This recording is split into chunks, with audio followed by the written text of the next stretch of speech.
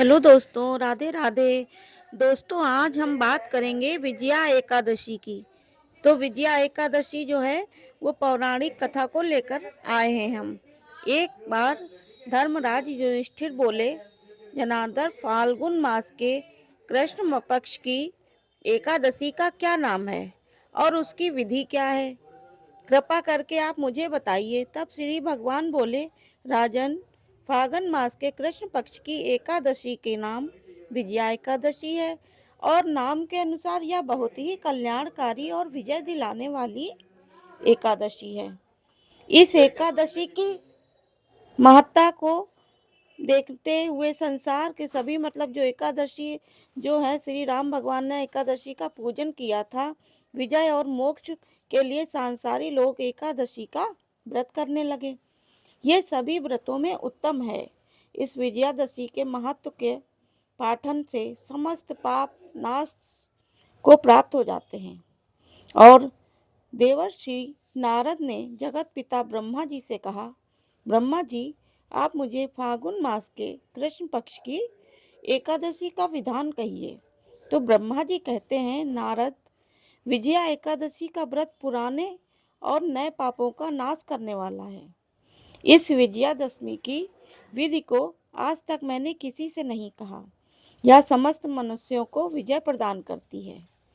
त्रेता युग में मर्यादा पुरुषोत्तम श्री राम को जब 14 वर्षों का वनवास हो गया था, तो लक्ष्मण और सीता सहित पंचवटी में निवास करने लगे थे। वहां पर दुष्ट रावण ने सीता जी का हरण किया था। तो इस समाचार को श्री रामचंद्र जी और लक्ष्मण जो थे व्याकुल हो गए थे सुनकर। तो इस सीता की खोज में चल दिए। तो घूमते घूमते जटायु के पास पहुँचे, जो मरने की स्थिति में था। सीता जी का वृतांत सुनाकर वह स्वर्गलोक चला गया। कुछ आगे जाकर सुग्रीव से मित्रता हुई और बाली का वध किया। हनुमान जी ने लंका में जाकर सीता जी का पता लगाया और उनसे श्री रामचंद्र जी और सुग्रीव की इससे मित्रता हो गई। वर्णन सुनते हुए लौटकर हनुमान जी ने जो था भगवान राम के पास आकर सब समाचार कहे। तो वानर सेना सहित लंका की ओर रामचंद्र जी ने प्रस्थान किया था। समुद्र के किनारे पहुंचे तो उन्हें समुद्र को देखकर लक्ष्मण जी ने कहा कि हम इस समुद्र को किस प्रकार से पार करेंगे। तो राम जी ने कहा, पुरुषोत्तम, आप आदि पुरुष हो, आप सब कुछ जानते हैं। यहाँ से आधा योजन दूरी पर कुमारी द्वीप में भय नाम के एक मुनि रहते हैं, उनके पास जाकर इसका उपाय पूछिए। तो लक्ष्मण जी इस प्रकार वचन सुनकर श्री रामचंद्र जी जो दोनों थे वो ऋषि के पास गए, उन्हें प्रणाम करके बैठ गए। उन्होंने मनुष्य रूप धारण किए पुरुषोत्तम राम को समझकर उनसे पूछा, हे राम, आपका आना कैसे हुआ? तो रामचंद्र जी कहने लगे, ऋषि, मैं अपनी सेना सहित आया हूँ और राक्षसों को जीतने के लिए लंका जा रहा हूँ। अब आप कृपा करके समुद्र पार करने का कोई उपाय बतलाइए। मैं इसी कारण से आपके पास आया हूँ।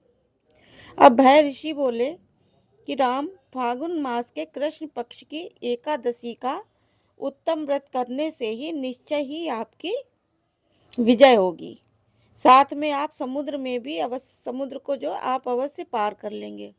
इसकी विधि यह है कि दशमी के दिन स्वर्ण, चांदी, तांबा, मिट्टी का एक घड़ा बनाएं। उस घड़े को जल से भरकर 5 पल्लव रख दीजिए, वेदिका पर स्थापित करें।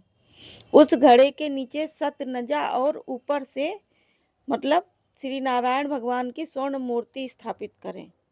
एकादशी के दिन स्नान आदि से निवृत्त होकर धूप, दीप, नैवेद्य, नारियल आदि भगवान की पूजा करें।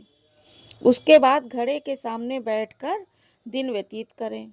रात्रि को उसी प्रकार बैठे रहकर जागरण करें। द्वादशी के दिन नित्य नियम से निवृत्त होकर उस घड़े को ब्राह्मण को दान में दे दें। राम, यदि तुम इस व्रत को सेनापतियों सहित करोगे तो तुम्हारी विजय जो है वो अवश्य होगी। अब रामचंद्र जी ऋषि की कथा के अनुसार इस व्रत को किया। इसके प्रभाव से दैत्यों पर विजय पाई। और हे राजन, जो कोई मनुष्य विधि पूर्वक इस व्रत को करेगा तो दोनों लोकों में को अवश्य विजय प्राप्त होगी। ब्रह्मा जी ने नारद से कहा, हे पुत्र, जब कोई व्यक्ति इस व्रत के महत्व को पढ़ता है या सुनता है तो उसका फल उसे प्राप्त हो जाता है। हरि विष्णु जी की एकादशी, इसीलिए विजया एकादशी का पूजन हमें जरूर करना चाहिए। इस व्रत को नियम, संयम, हर चीज से पूरा मन से करना चाहिए, विधिवत। ये एकादशी बहुत ही उत्तम है। एकादशी का व्रत आप लोग जरूर करें और मिलते हैं अगले वीडियो में। चैनल को सब्सक्राइब करें, वीडियो को लाइक करें। Okay, bye bye.